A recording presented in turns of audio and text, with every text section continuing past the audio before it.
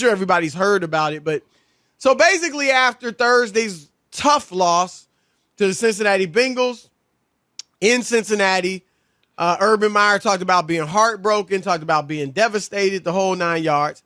And the team had Friday off after a Thursday game. And so he does not fly back with the team. Of course, he's in Ohio where he's, was a hero at Ohio State. He may even be I think he's even from Ohio. He coached at Bowling Green and all that. But he stayed back, said he was going to hang out with his grandchildren. I didn't see them at the bar. Yeah. So according to him, at least, they did go out to dinner with the grandkids. And then he stepped out with some friends to the bar that he owns. Forgot what it's called. Urban Chop House called. He sure did step out. Well, and yes, he stepped out on his wife, but photos and videos emerged. Photos of him with some other people, looking like he's hanging out, whatever. His wife tweets, Rob, when she sees the photos, I guess she tweeted, hey, I'm babysitting the grandkids. Urban deserved a night out, right? Okay.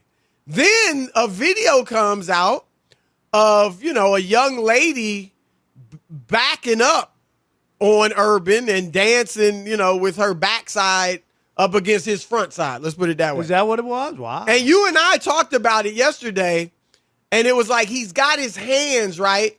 So I was like, well, I don't know from the little 7-second video, I think it was, I don't know if he's grabbing her in the behind or is he kind of covering himself so she's not all up on him. But then another video came out, Rob, and clearly he's grabbing her. Yeah, he's got the hands. He's touching her where he should be touching. He thinks she's an M&M, okay, because his hands are all over her. Right, his hands were all over. So now, of course, Urban we're at Monday. He has to apologize to the media. He makes a statement. He's apologetic. He says his family's upset with him. He apologized to the team, so on and so forth. There are reports that the front offices and the executives in Jacksonville are meeting, and they're not discussing their next opponent. They're discussing Urban Meyer. Then, Rob, today, Michael Silver, a longtime NFL reporter, does a great job. He apparently talked to a Jaguars player, and the Jaguars player was ripping Urban, said he was afraid to talk to the whole team, said he only talked to the positions separately, right? And then let me just read some of the quotes from this player who's on the Jacksonville team. All right. He told this to Michael Silver. Here's of NFL Network. He says the player told him he has zero credibility in that stadium. He had very little to begin with. Players were particularly put off by the fact that Meyer cancels Monday. Okay, that's not the quote ends with right. He had very little to begin with. And then the player also said he even canceled the team meeting. He was too scared. He said he portrayed the woman in the videos as a random person and was just there dancing. This player said that the players were skeptical. He said they looked at him like WTH, like or WTF, what the heck, Right. And right when he left talking to the different positions, the players, everybody started dying laughing. That's a direct quote. And he knew it. That's also a quote. So they said Urban knew that they were laughing at him. Then the player ends it with this, Rob. It's bad. I don't know how long he's gonna function. So, where you at on this, man? I think Urban has made all of his decisions, Chris, and we've chronicled them since he took the job. He's done a poor job from the strength and conditioning coach. Greg Doyle, who's got eight players at the University of Iowa suing him for racial discrimination. And he hired him, Chris, and you remember he went to bat for him when he went at the press conference. You remember that? Even though he was never at Iowa when Urban was at Iowa. He has no idea what was going on. Exactly. Yeah. So anyway, that was ridiculous. The Tim Tebow thing, and then just some of the other stuff. But here's the notion that you don't fly back with your team. Your team is 0-4. And this whole idea that you're telling, oh, yeah, the grandkids and you're going out, which is fine, because nobody's saying you got to be locked in your house and study film 24 hours a day. That's not what it's about. Right. But you lose respect for a person. And when he's preaching character and not being a distraction, what he did was unacceptable, and he damaged the way people are going to look at him. There's no turning back. I'm not saying that he won't coach football or whatever, but he's damaged himself just by doing stuff that I think that a leader shouldn't do. And that's what people look at as a coach and Urban Meyer. And people can defend him all they want and call other people hypocrites and all that. And the bottom line is what he did as he's a public figure.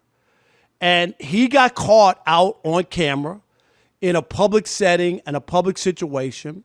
And people are going to push back on that, especially, what was the class he taught at Ohio State? Something in character. Like this is like what this guy's been built on, like supposedly. Right. And Chris, you can't have it both ways. You remember his wife knew that one of his assistant coaches at Ohio State was abusing his wife, but he knew nothing of it. Like it goes. That's impossible. Impossible, Chris. Impossible, You know, you're married. You live with your wife. You sleep in the same bed. I'm sorry. I was married. There's no way. Right. Your wife knew, and that one time. Couple. Right. Is your assistant coach. Like, you know what I'm saying? Your wife may not tell you every conversation she has with a girlfriend. But she's going to say, I'm worried about her. But in this situation, right. In this situation, no doubt. No doubt. So I'm just saying, Chris, all of this mounted up is bad. It's a terrible look. The Jaguars were within their rights today to fire him. They were. And probably they made a statement. They didn't fire him, obviously. Right. Probably because they don't want to give up all that money. What, he signed a 5-year deal? Right. If you fire at $12 million? If they you would fire rather him then quit. You got to pay him. Right. Right. They'd rather him quit. All right. A few things. First of all, to use your grandkids as an excuse, as a cover, is terrible. Terrible. I can handle you not flying back with the team Thursday night, Rob. Friday's off. Nobody's going to be at the facility. It's not mandated and all that. If you really you're from Ohio, okay, your family's here, you're going to spend time with the grandkids, cool. But you're going out kicking it. You were kicking it. So don't use your grandkids as a problem. If you had said, "Nah, I'm gonna hang out here. I'm going to my sports bar, my restaurant." That's what I'm doing. That wouldn't have sat as well with me coming off a tough loss. Maybe you just fly back with your team, but even that is not the most egregious thing. Urban Meyer, what he did, people know how I get down. I'm not cool with what he was doing. All right, period. I don't think it is a fireable offense necessarily. To me, the question is going to be this. Can he still lead your football team? We got these quotes that the player told to Michael Silver that would suggest no. It's going to play out over the next few weeks. We will see because Rob, when you watch that game Thursday night, the Jaguars were playing hard. They play hard. Robinson, the running back boy, runs hard.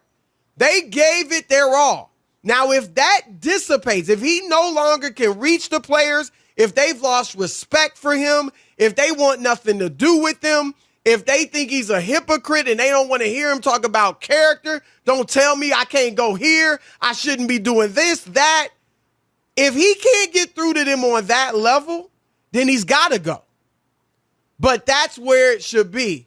As much as I don't agree with what he was doing, it's not a fireable offense. Okay, let me interject right here.